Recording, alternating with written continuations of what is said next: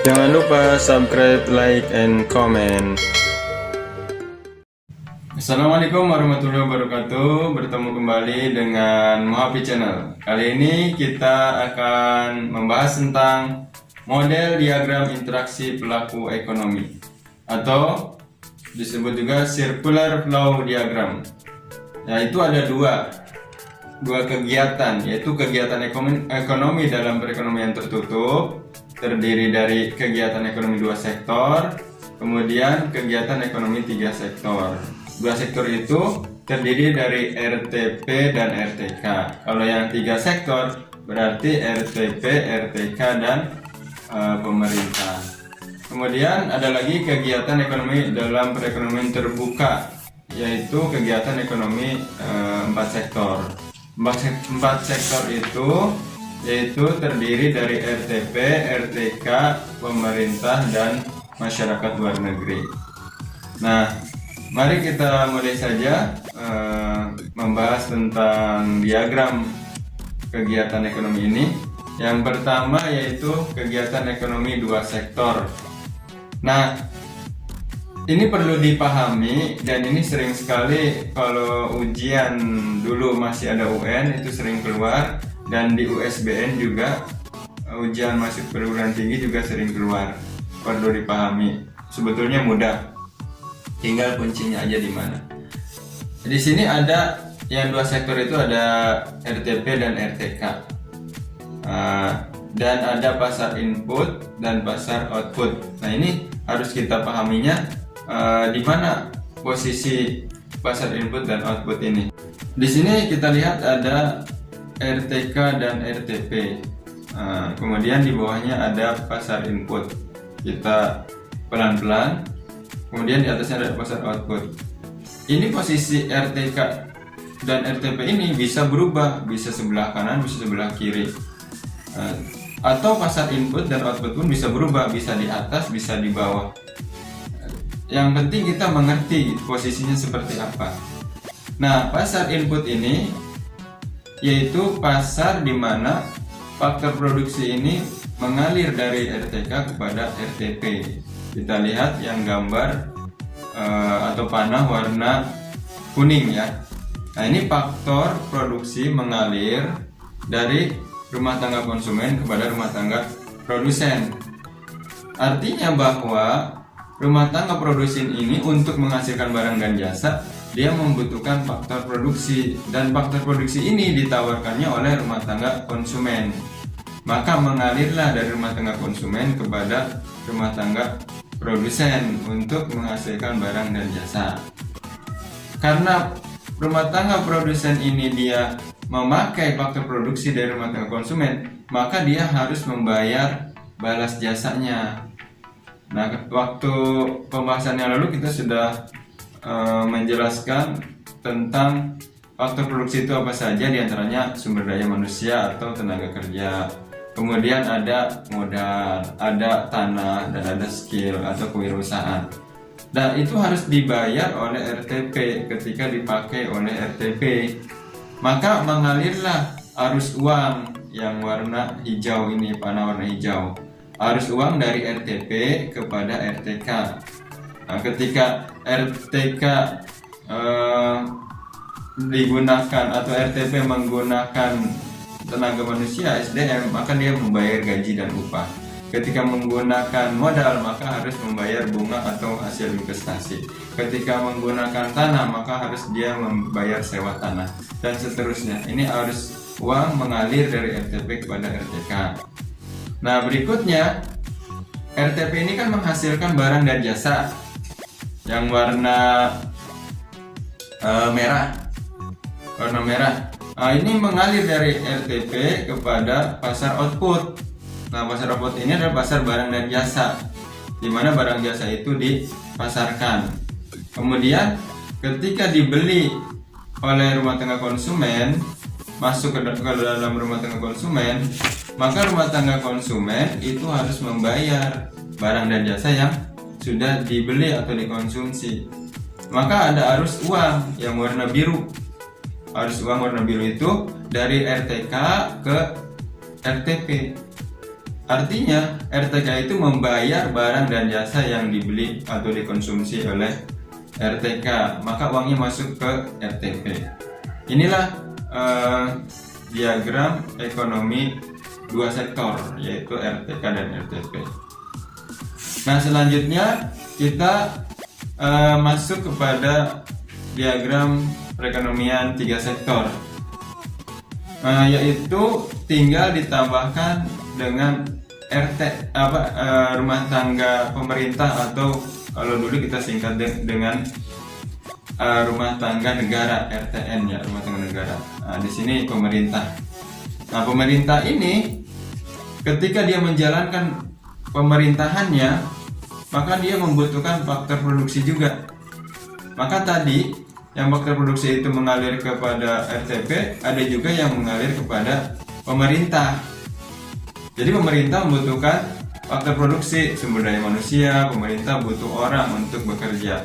Kemudian modal, kemudian tanah, kemudian skill perusahaan. Nih, ketika dipakai oleh pemerintah, maka dia atau pemerintah ini harus membayar balas jasa itu. Bisa berupa upah, gaji, sewa, dan lain sebagainya kepada RTK. Maka arus uangnya mengalir ke bawah. Nah, mengalir ke bawah berwarna hijau. Ini artinya uang dari pemerintah mengalir kepada RTK karena dipakai faktor produksinya. Nah, berikutnya yaitu pemerintah juga membutuhkan barang dan jasa untuk proses kepemerintahannya. Maka dia membeli barang dan jasa kepada RTP. Tadi yang warna merah dari atas ke bawah. Nah, kemudian pemerintah juga harus membayar barang dan jasa yang dipakainya, maka ada arus uang ke atas. Nah, arus uang ini yaitu untuk membayar barang dan jasa kepada RTP, ke pasar output. Seperti itu. Kemudian dari mana pemerintah itu dapat uang untuk membayar semuanya? Maka pemerintah menarik pajak. Nah, menarik pajak dari mana? Menarik pajak dari RTP dan menarik pajak dari RTK. Pajak macam-macam. Nanti pembahasan pajak ada lagi.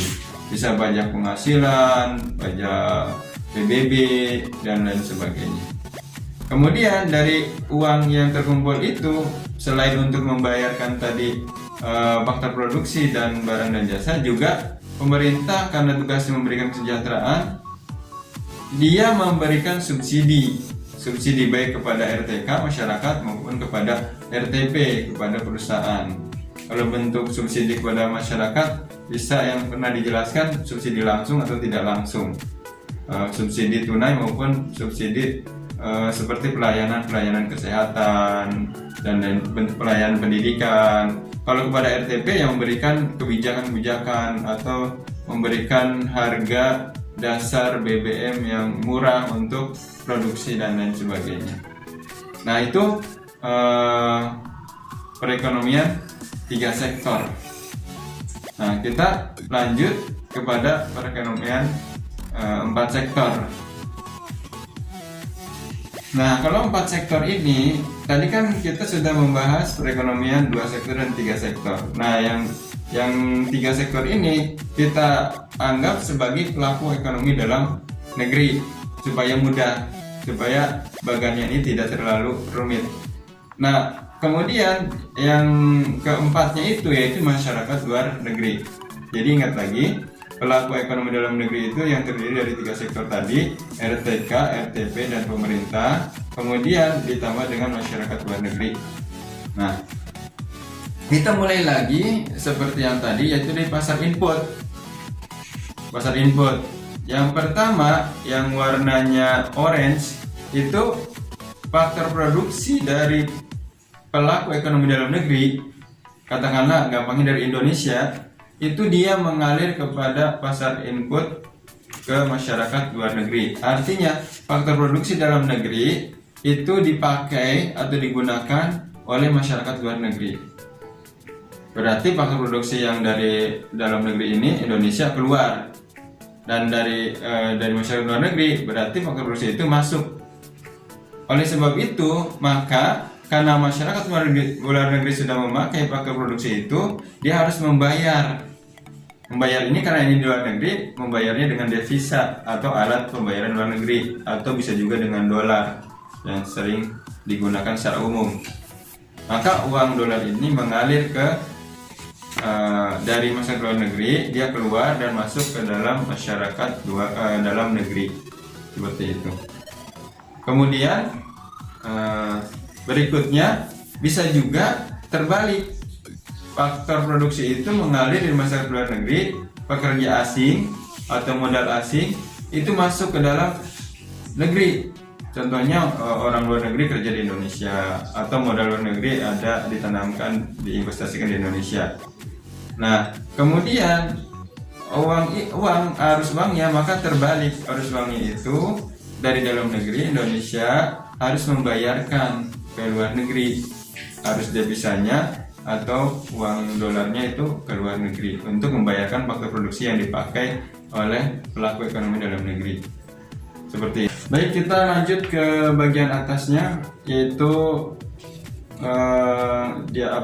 garis panah yang dari masyarakat luar negeri, yaitu ke pasar output ya.